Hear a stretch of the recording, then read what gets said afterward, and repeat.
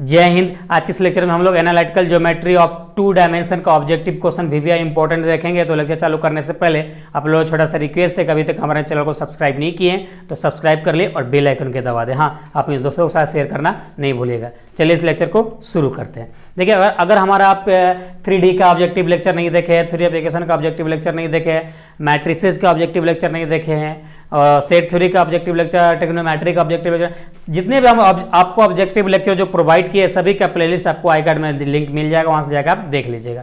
चलिए आज के लेक्चर को शुरू करते हैं। पहला क्वेश्चन है the coordinate of a point when the axis are rotated through an angle theta without changing the position of the origin and the angle between the axis are. देखो क्वेश्चन बोल रहा है कि कोऑर्डिनेट किसी एक पॉइंट पे, इसके एक पॉइंट का कोऑर्डिनेट है, एक्सिस रोटेट कर दिया जाता है, तो उस केस में थीटा क्या होगा without position of the origin, यानी कि ओरिजिन का पोजीशन चेंज नहीं हुआ है, केवल पॉइंट आपको शिफ्ट कर दिया जाता है। तो उस केस में क्या होगा, हम लोग ऑप्शन दे रखा है x1 into cos theta minus y1 into sine theta comma x1 into sine theta plus y1 into cos theta. Option B है x1 into cos theta plus y1 into sine theta comma x1 into sine theta minus y1 into cos theta. और option C है x1 into sine theta plus y1 into cos theta comma x1 into cos theta minus y1 into sine theta. और option D है x1 sign theta minus y1 cos theta comma x1 cos theta plus y1 sine theta. तो इसमें से option correct कौन सा होगा? देखिए इसका जो ऑप्शन करेक्ट हो जाएगा, आपका ऑप्शन क्वेश्चन नंबर 1 का जो ऑप्शन होगा, option number A is correct. Okay, ये कैसे होगा? देखिए सपोज कीजिए आपका ये एक्स बाई एक्सिस है। ओके, एक्स बाई एक्सिस है, ये एक्स है, ये वाई है।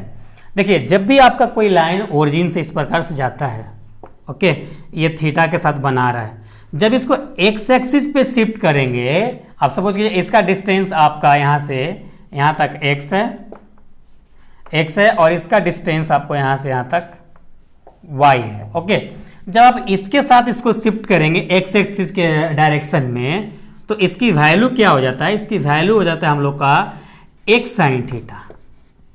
क्या होता है? X sine theta. यही अगर इसको वाई की डायरेक्शन में शिफ्ट करते हैं तो इस केस में इसकी जो वैल्यू बन जाता है Y cos theta.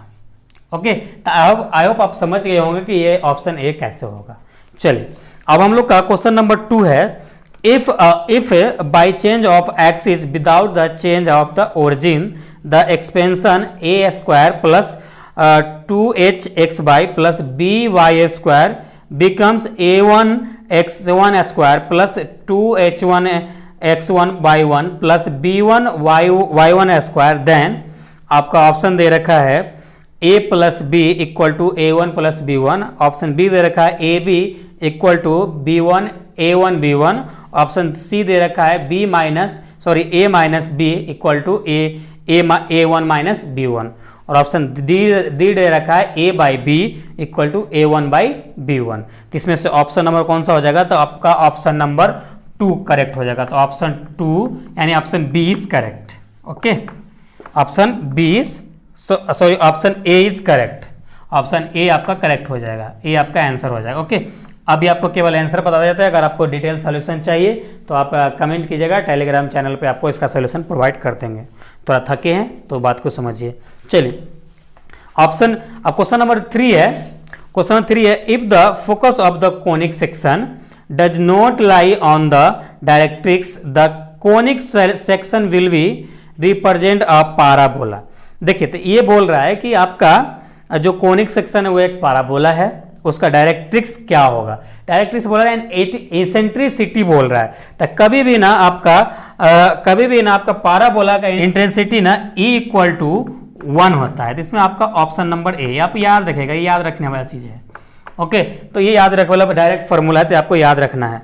Question number 4 है the latus rectum of the parabola y² equal to 4ax is what? Option A में है a, ऑप्शन बी में है 2a और ऑप्शन सी में है 4a, ऑप्शन डी में है 8a है। देखिए तो इसका आपका लेटस रेक्टम पाराबोला का जो होता है आपका क्वेश्चन नंबर 4 में लेटस रेक्टम आपका पाराबोला का होता है 4a लेटस रेक्टम होता है आपका, ऑप्शन नंबर सी करेक्ट हो जाएगा। ओके तो ये सब याद रखने वाली बात है, इसका कोई सॉल्यूशन नहीं होता है, सिर्फ डायरेक्ट फार्मूला, 2D में ज़्यादातर फार्मूला ही पूछता है।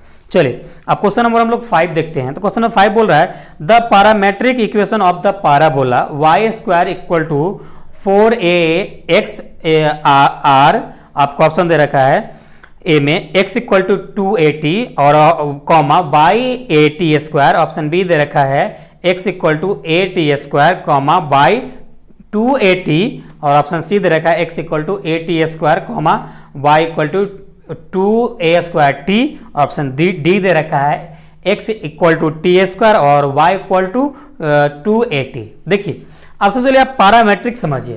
तो जो आपका जो क्वेश्चन नंबर 5 है, आपका जो ये x के फॉर्म में जो होता है, x y के फॉर्म में, ये आपका कार्टीजन होता है। क्या होता है? कार्टीजन होता है। जो t के फॉर्म में जो इक्वेशंस होता है T square plus 2t plus -1, इस फॉर्म में जो होता है ना, टी के फॉर्म वाला पैरामेट्रिक होता है। ओके तो पाराबोला का जो पैरामेट्रिक इक्वेशन होता है आपका इस प्रकार से, x इक्वल टू आपका होता है at स्क्वायर और y इक्वल टू आपका होता है 2at। ओके तो आपका ऑप्शन नंबर कौन सा हो जाएगा? Option B is correct. तो ये आपको याद रखना होगा, सब फॉर्मूला डायरेक्ट। चलिए क्वेश्चन नंबर 6 की तरफ चलते हैं। तो क्वेश्चन नंबर 6 है the conditions that the line y equal to mx plus c may be touch the parabola y square equal to 4ax is. देखिए तो क्वेश्चन है, आपको एक स्ट्रेट लाइन का इक्वेशन दिया हुआ है, बोला है कि ये स्ट्रेट लाइन पाराबोला को टच कर रहा है। ओके तो उस केस में इसका कंडीशंस क्या होगा, यानी सी की वैल्यू क्या आएगा जनरली? तो जब भी सी की आपको वैल्यू पूछेगा तो पाराबोला में अगर कोई लाइन टच करता है ना, क्वेश्चन नंबर 6 लाइन टच करता है तो आपका c equal to a by M आता है, ये आप याद रखिएगा। चलिए अब क्वेश्चन नंबर 7 की तरफ चलते हैं। 7 क्या कहता है? देखिए क्वेश्चन नंबर 7 है, क्वेश्चन नंबर 7 है the maximum number of the normal that can be draw from in external point two the parabola. देखिए बोला कि पाराबोला पे नॉर्मल फॉर्म यानी पाराबोला पे परपेंडिकुलर कितना लाइन पॉसिबल है, यही पूछा डायरेक्ट आपसे। नॉर्मल मतलब लाइन। देखिए तो क्या है ना, आपका पाराबोला इस टाइप से होता है, ऐसा होता है। ओके तो इसमें एक बार में कितनी नॉर्मल पॉसिबल है, कितनी परपेंडिकुलर पॉसिबल है? देखिए सपोज कीजिए यहाँ पे कोई आपका पॉइंट है, तो यहाँ से इस पे ऐसा परपेंडिकुलर डाला जा सकता है, यहाँ से ऐसा डाला सकता है। तो कितना हो गया? 1 और 2। उसके बाद कहीं एक जगह से कहीं भी आप इस प्रकार से परपेंडिकुलर डाल सकते हैं, ऐसा बिल्कुल 90 डिग्री की तरह। तो कितने पॉइंट हो जाएगा नॉर्मल? तो 1 2 3, यानी टोटल आपका नॉर्मल पॉसिबल कितना है? तो 3 पॉसिबल है। तो इसमें से ऑप्शन नंबर 7 का कौन सा करेक्ट हो जाएगा? 7 का ऑप्शन नंबर सी करेक्ट हो जाएगा, सी इज करेक्ट। ओके चलिए अब क्वेश्चन नंबर 8 की बात कर लेते हैं। क्वेश्चन नंबर 8 में क्या बोल रहा है? क्वेश्चन नंबर 8 में है the locus of the middle point of the system of parallel chord of the parabola y square equal to 4ax is what? Option दे रखा है a equal to y equal to a by M और b option दे रखा है y equal to 2am और option C दे रखा है y equal to m by a, option D दे रखा है y equal to m by 2a। तो इसमें से ऑप्शन नंबर कौन सा सही हो जाएगा? तो इसमें ऑप्शन नंबर बी, इसका option B is correct. Okay अब क्वेश्चन नंबर हम लोग 9 देखते हैं। अब क्वेश्चन नंबर 9 है the standard equation of the ellipse. अब देखिए एलिप्स का स्टैंडर्ड इक्वेशन क्या होता है? देखिए एलिप्स का स्टैंडर्ड इक्वेशन आपका, आप याद रखिएगा हमेशा, एलिप्स का जो स्टैंडर्ड इक्वेशन होता है इस प्रकार से A square by A square, sorry X square by A square और Y square by B square equal to 1, यही आपका स्टैंडर्ड इक्वेशन होता है एलिप्स का। तो आपका ऑप्शन नंबर कौन सा करेक्ट हो जाएगा? Option D is correct. Okay चलिए आप क्वेश्चन नंबर 10 की तरफ चलते हैं। तो क्वेश्चन नंबर 10 है the condition that the line y equal to mx plus c may be touch the ellipse x square by A square plus Y square by B square equal to 1। देखिए तो बोल रहा है कि एक straight line है और ellipse को टच कर रहा है, तो उस केस में कंडीशन क्या होगा, यानी सी की वैल्यू क्या होगा। ओके, तो इसका भी आपको याद रखना है। देखिए सबसे पहले देखिए इलिप्स कैसा होता है। इलिप्स एक अंडाकार का होता है, इस प्रकार से होता है। ऐसा कुछ कंडीशंस है, जब आपको 2D पढ़ाएंगे तो क्लियर हो जाएगा। ओके, अगर आप एग्जाम देना तो भी आप देख लीजिएगा नॉलेज पॉइंट ऑफ व्यू से। चलिए, तो इसका क्या हो जाएगा, क्वेश्चन नंबर हम लोग किसकी बात कर रहे हैं, क्वेश्चन नंबर 10 की बात कर रहे हैं। क्वेश्चन नंबर 10 देखिए इतना होता है। तो इसका जो आपका करेक्ट आंसर हो जाएगा option number A. Option A is correct. Okay, अब क्वेश्चन नंबर 11 देखते हैं।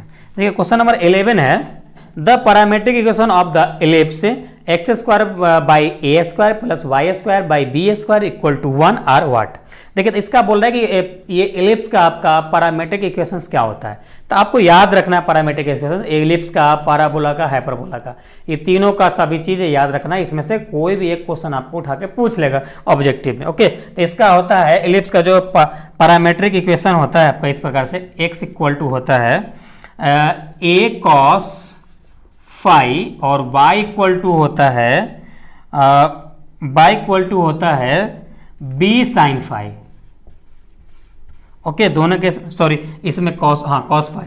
तो ये आपको हो जाता है option A is correct. Option A is correct. Okay, चलिए क्वेश्चन नंबर 12 है। क्वेश्चन नंबर 12 है, if the focus of the conic section does not lie on the directrix and the conic section will be represent by ellipse. देखिए जब आपसे eccentricity पूछेगा ना, parabola का, hyperbola का, इलिप्स का, तो आप तो इंटरसिटी डायरेक्ट आपसे बोल के पूछ लेगा, नहीं तो इस प्रकार से क्वेश्चन दे देगा। तो समझ लीजिए इंटरसिटी आपसे पूछ रहा है। तो इलिप्स का जो इसेंट्रिसिटी होता है इसका e greater than e less than 1। Okay, तो option C is correct. Option C is correct, आपको ये याद रखना है। ओके, चलिए अब क्वेश्चन नंबर हम लोग का 13 है। क्वेश्चन नंबर 13 है, in case of the ellipse x square by A square plus Y square by B square equal to 1 which one of the following relation is correct. इसमें कुछ relation दे रखा है, इसमें से कौन सा करेक्ट हो जाएगा। तो हम लोग का ऑप्शन है ए में B square equal to A square bracket 1 plus E square. Option B है B square equal to A square bracket 1 minus E square. Option C है B square equal to A square bracket E square minus 1। Option D है A square equal to B square bracket 1 minus E square. तो इसमें से option number B correct हो जाएगा। तो question number 12 इधर लिख देते हैं। क्वेश्चन नंबर 12 का option number B correct. Okay, option B correct. चलिए सॉरी, क्वेश्चन नंबर हम लोग का 13 था। यहाँ पे जो इसेंट्रिसिटी बताइए क्वेश्चन नंबर 12 था, और ये क्वेश्चन नंबर 13 है। ओके, आप क्वेश्चन नंबर 14 की बात करेंगे हम लोग। देखिए तो क्वेश्चन नंबर हम लोग का 14 है, 14 है, the conditions for the, question number 14 है, the condition for two diameter y equal to m x and y equal to m1x of the ellipse x square by a square plus y square by b square equal to 1 to be conjugate the diameter of। तो बोला है देखिए कि दो diameter ellipse का दिया हुआ है, उसको दोनों का आपस में कंजुगेट कर देना है। तो इसकी वैल्यू क्या होगा। तो इसकी वैल्यू कंजुगेट करने पे जो वैल्यू आता है आपका, करने पे जो वैल्यू आता है इसका m1 equal to b square by A square. तो इसका option A is correct. Okay, option A is correct. चलिए क्वेश्चन नंबर हम लोग 15 देखते हैं। क्वेश्चन नंबर 15 है, the difference of the conic section angle of the extremities of the pair of conjugate diameter of the ellipse. तो बोला है कि डिफरेंस कोनिक सेक्शन में क्या होता है जब आपका कंजुगेट किया जाएगा डायमीटर ऑफ एलिप्स के साथ।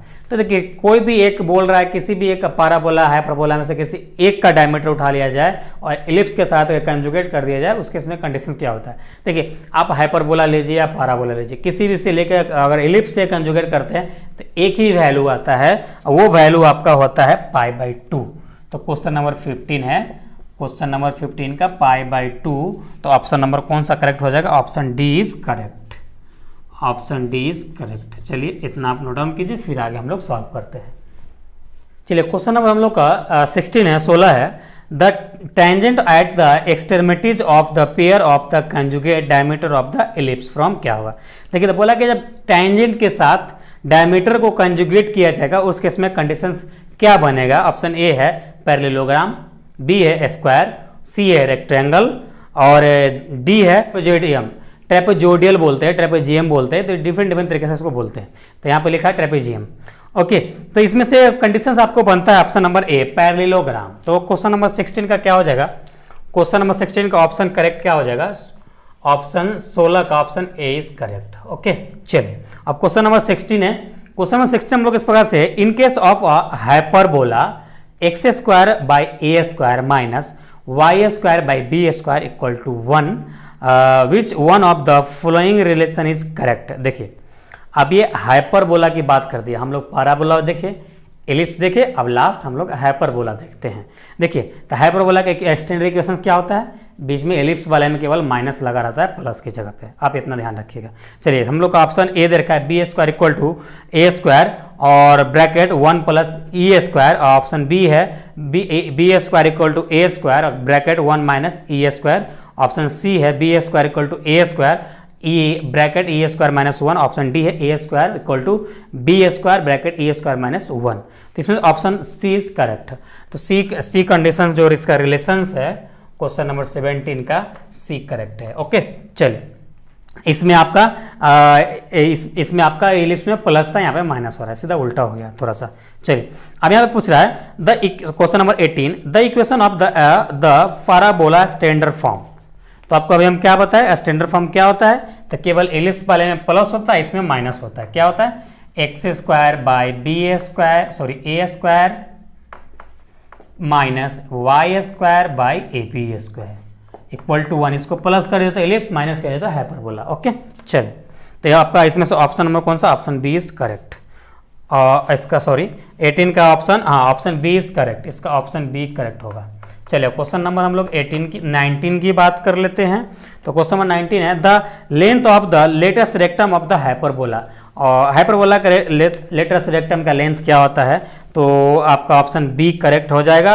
ऑप्शन बी इज करेक्ट, इसका लेंथ हो जाता है आपका 2b स्क्वायर बाई ए, यही आपका लेंथ होता है लेटेस्ट रेक्टम का। ओके, चलिए अब आपका क्वेश्चन नंबर 20 है। क्वेश्चन नंबर 20 है the parametric equation of the hyperbola. Hyperbola का पैरामेट्रिक फॉर्म क्या होगा इक्वेशन का, तो इसमें आपका ऑप्शन ए दे रखा है X equal to A cos five comma Y equal to B sine five और बी में है X equal to A sec five comma Y tan five और ऑप्शन सी है X equal to B tan five comma Y A sec five. Option D है X equal to A square sec five comma Y equal to B tan five. तो option B ये आपका correct हो जाएगा। Option question number 20 का option B is correct. Okay, option B is correct. चलिए 21 है the length of the latus rectum of the hyperbola.